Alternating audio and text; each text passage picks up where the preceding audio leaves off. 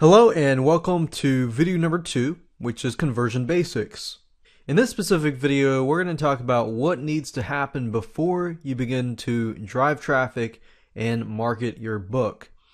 Without this, you will blindly hit the bullseye. So in other words, you have to focus on the conversions and make sure that you can increase the conversions as much as possible so that when you do drive traffic and you do have a potential buyer that comes to your book sales page, they are more likely to buy your book. Or if they bought your book, they are more likely to avoid refunding your book. So there are two things that we want to cover today. The first thing is editing and proofreading. Now, this might be seemingly obvious, but one of the biggest mistakes that most people forget to do is this. They forget to do proofreading. They feel as if the book author can go out and proofread and that's fine. But in reality, you want to find a professional.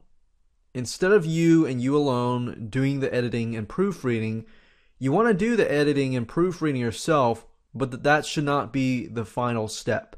The final step should be hiring a professional proofreader to proofread your book. Now, I'm going to actually show you places that you can go to get it done for cheap. And I know this tends to be a big question and a big roadblock that a lot of book authors face because, frankly, a lot of proofreaders out there charge a huge amount of money. But if you really know how to differentiate the difference between somebody who just proofreads in terms of the grammatical and spelling errors and somebody who actually proofreads your book in terms of the way that your book is laid out, if it really makes sense, and things like that. So the thing you want to do in terms of approach is you want to focus on flowing your creativity out through your book. And then, of course, edit yourself, and then afterwards go out and market it, not the other way around. Then, only then, what you can do is go through it once, have a friend that likes the topic, read it. Now, notice I say likes the topic. You don't really want to choose just any friend. You want to choose a friend that actually is interested in the topic at hand. Otherwise, they are not really going to like it per se. They may not like it. They may find other things that really somebody who would be interested in that specific topic, it would stand out to them. So you want to make sure you find somebody who enjoys the topic at hand. You want to then re-edit that particular book, then outsource your proofreading. Let me show you exactly step by step where to go, how to do it, and things like that. Now, there are two different sites that I personally use in terms of finding good proofreaders. Now, you have to keep in mind that there is a difference between somebody who simply checks your spelling and things like that, and some people will only check your spelling, they won't check your grammar. So some people, on the other hand, will only check your grammar and spelling. They won't check if the sentences around the other sentences really make sense.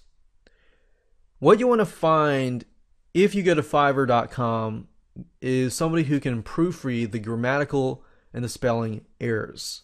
If that's the case, then you can actually find somebody who will do it for a fairly cheap job. Now, I've used this person here, they've done a great job, and this person here as well. You can actually contact them if your book is longer than such amounts. You can say, hey, I have a book about this amount, and what kind of deal can you cut me? That way you're not paying the certain amount that they have listed. So, for example, they're charging $5 for 2,500 words. If that's the case, then let's say you have 2,500 times 10. If you paid up front, it would be 5 times 10. So that would be $50. But what I normally do is I would contact them. Sometimes these people will give you like half off, but you have to contact them and negotiate with them first. So Fiverr.com is a great place to go, and you can even say, hey, will you proofread it, not just for grammatical spelling, but also for sentence structure, how your book is laid out, and things like that. Because you want to get somebody who can not just do spelling and basic grammatical checks, but also take a look at your sentence structure and to see if that sentence fits in that particular chapter and things like that. Now, if you want to do that, you'd have to pay a little bit more, and you might want to head on over to a site called odesk.com. And at this point, you can click on Hire Freelancers, type in proofread book, and I would say use the same approach. I would contact them and say, hey, can you do the spelling checks, grammatical checks, as well as sentence structure and things like that.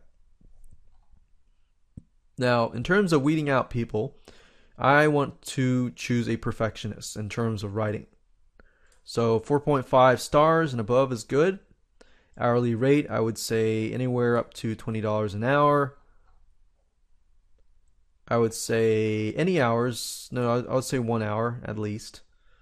But if you really want to get down to somebody who really has experience, you could do 100 plus hours. And then, of course, any location. What I found is usually North America is good, depending on where you're located, obviously. So I'm located in North America, so I'm going to choose North America. Now, I don't want to fully weed out somebody who might be really good at their proofreading. For example, you wouldn't probably never believe this, but people in the Philippines, there are a few people out there that have really good, grammatical proofreading and stuff like that, those types of skills. So just be aware of that. And you don't even have to specify any location, but what you do want to do is you want to start opening these in different windows. And a proofreader is normally a type of person who is a perfectionist, is very detail oriented. So you want to kind of look for somebody like that who is very concerned about their work. So we can take a look at their work history, what kind of work they have done, their tests that have taken. And for example, English spelling test, we want somebody who has a higher percentile score, maybe 80% and above. If we don't see that, we can always move on to the next person. For example, this person has an English spelling test, 85% and above, 97% for English tests for the UK, English vocabulary and UK vocabulary very high, as we can see here. So this would be a good candidate for us to contact and talk to. Now, before you actually hire them, you definitely want to talk to them and take a look at what they have edited and proofread in the past. Get an idea of what they have done and see if it's something that is similar to yours. If you can find somebody who has done something similar, possibly to your book or a similar area related to your book, that's a plus, because then you don't have to find somebody who doesn't have experience in that area. So you found somebody who has experience, you don't really have to retrain them. They have the experience, they can go out, do it. You don't have to waste your time and things like that. So 4 things to look for. I don't even read this stuff. I just skip over it. Number 1, work history and feedback. Have they done what you need to be done? Number 2, take a look at the test taken. Number 3, if they do have a portfolio, take a look at that. You need to have an account to view their portfolio. And of course, number 4, contact them and then talk to them and get an idea of if they can really do what you're looking for.